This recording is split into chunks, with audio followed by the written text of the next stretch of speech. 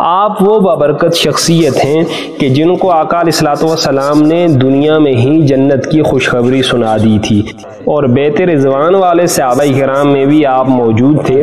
قرآن کریم کی 20 آیات تقریباً ایسی ہیں جو حضرت عمر فاروق رضی اللہ تعالیٰ عنہ کی رائے کے موافق اللہ رب العزت نے نازل فرمائیں۔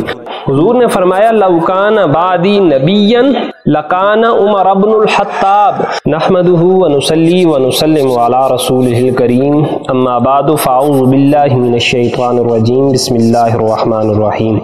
معزز ناظرین گرامی السلام علیکم، میں ہوں محمد عامر الاسلام۔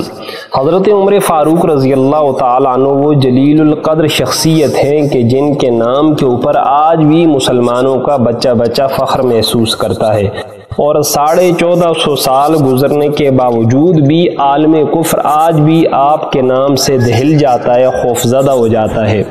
آپ وہ بابرکت شخصیت ہیں کہ جن کو آقا علیہ الصلوۃ والسلام نے دنیا میں ہی جنت کی خوشخبری سنا دی تھی، یعنی عشرہ مبشرہ میں آپ کا شمار ہوتا ہے، اور بیت رضوان والے صحابہ کرام میں بھی آپ موجود تھے۔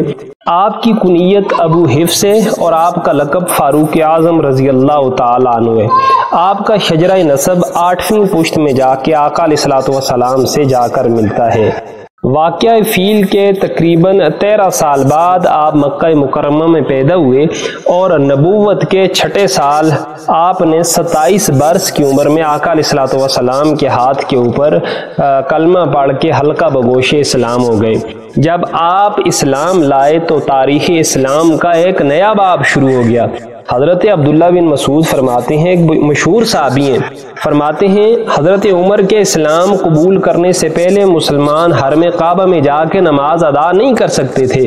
جب حضرت عمر نے اسلام قبول کیا تو حضرت عمر کفار سے لڑے، یہاں تک کہ حضرت عمر نے بھی جا کے حرم کعبہ کے اندر نماز ادا کی، اور مسلمانوں نے جا کے بھی حرم کعبہ کے اندر نماز ادا کی۔ قرآن کریم کی 20 آیات تقریباً ایسی ہیں جو حضرت عمر فاروق رضی اللہ تعالیٰ عنہ کی رائے کے موافق اللہ رب العزت نے نازل فرمائیں، اور آپ کا ایک لقب الموافق رائیہ للوحی والکتاب بھی ہے۔ آقا علیہ الصلوۃ والسلام نے آپ کی شان مبارک کن الفاظ میں بیان کی، ذرا سماعت فرمائیں۔ فرمایا، حضور نے فرمایا لو کان بعدی نبیا لکان عمر بن الخطاب، فرمایا اگر میرے بعد کوئی نبی ہوتا تو وہ نبی کوئی اور نہیں ہوتا بلکہ عمر بن خطاب ہوتا۔ آپ کے اسلام لانے کا واقعہ بہت زیادہ مشہور ہے۔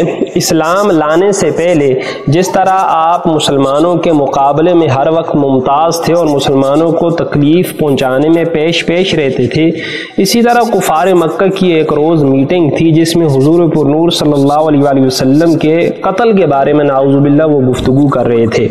تو انہوں نے کہا کہ یہ ذمہ داری کون اپنے ذمہ لیتا ہے کہ نعوذ باللہ محمد عربی کو جو ہے قتل کر دیا جائے۔ تو حضرت عمر فاروق اٹھے، اور آپ قریش کے سب سے بہادر جوان بھی تھے، کہنے لگے یہ کام میں اپنے ذمہ لیتا ہوں، یہ ذمہ داری میں جو ہے مکمل کروں گا۔ آپ اسی طرح اس میٹنگ سے باہر آتے ہیں، اپنے گلے میں وہ تلوار لٹکائی ہوئے ہیں۔ ایک روایت کے مطابق قبیلہ بنو زارہ کے ایک شخص جن کا نام سعد بن ابی وقاص تھا، وہ رستے میں ملتے ہیں۔ جب وہ ملتے ہیں اور حضرت عمر کی اس حالت کو دیکھتے ہیں تو پوچھتے ہیں عمر کہاں جا رہے ہو؟ کہنے لگا نعوذ باللہ میں محمد عربی صلی اللہ علیہ وآلہ وسلم کو قتل کرنے جا رہا ہوں۔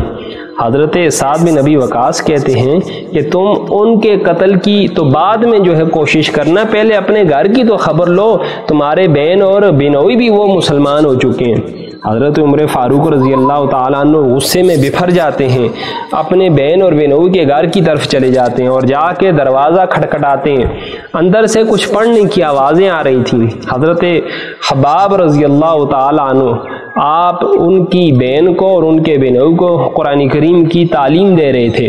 جب انہوں نے حضرت عمر کی آواز سنی، حضرت خباب تو اندر تشریف لے گئے اور آپ کی بہن نے دروازہ کھولا۔ جو ہی دروازہ کھولتی ہے حضرت عمر اس کے سر میں کوئی چیز مارتے ہیں جس کی وجہ سے بہن کا سر لولوان ہو جاتا ہے، اور اپنے بینوئی سے پوچھتے ہیں بتاؤ کیا پڑھ رہے تھے؟ اب وہ کہتے ہیں کچھ نہیں، ہم آپس میں بات چیت کر رہے تھے۔ حضرت عمر ان کو داڑھی سے پکڑتے ہیں، کھینچتے ہیں، زد و کوب کرتے ہیں، اور جب بہن دوبارہ اپنے شور کو چھڑانے کے لیے آتی ہے تو اس کو اتنا مارتے ہیں کہ بہن کے سر سے خون جاری ہو جاتا ہے۔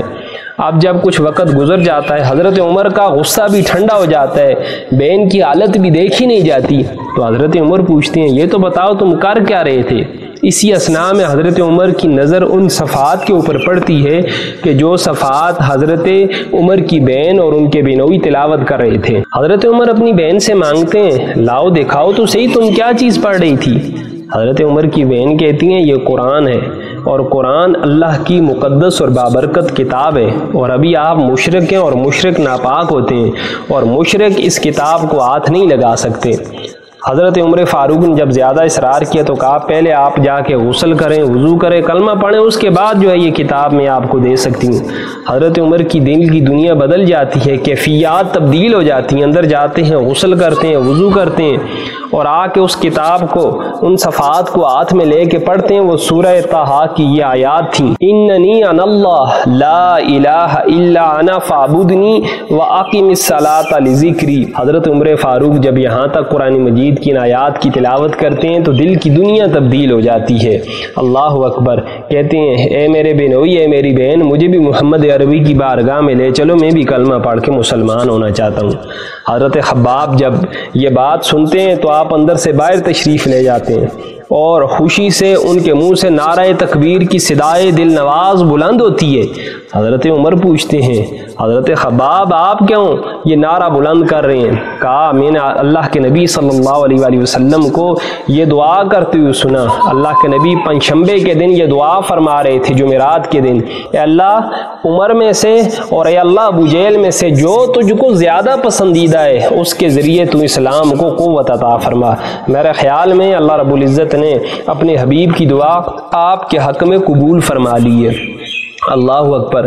حضرت عمر فاروق جمعے کی صبح حضور پاک صلی اللہ علیہ وآلہ وسلم کی بارگاہ میں حاضر ہوتے ہیں اور کلمہ پڑھ کے مسلمان ہو جاتے ہیں۔ اللہ کے نبی کو آپ کے اسلام لانے کی بہت زیادہ خوشی ہوئی، اور مسلمان بھی خوشی میں بھر گئے کہ وہ مسلمان جو پہلے بیت اللہ میں جا کے عبادات ادا نہیں کر سکتے تھے، حضرت عمر فاروق نے جب سے اسلام قبول کیا تو مسلمان ببانگ دہل بیت اللہ میں جا کے اپنی نمازیں ادا کرنے لگے، اور اللہ نے اسلام کو حضرت عمر فاروق رضی اللہ تعالی عنہ کے ذریعے قوت عطا فرمائی۔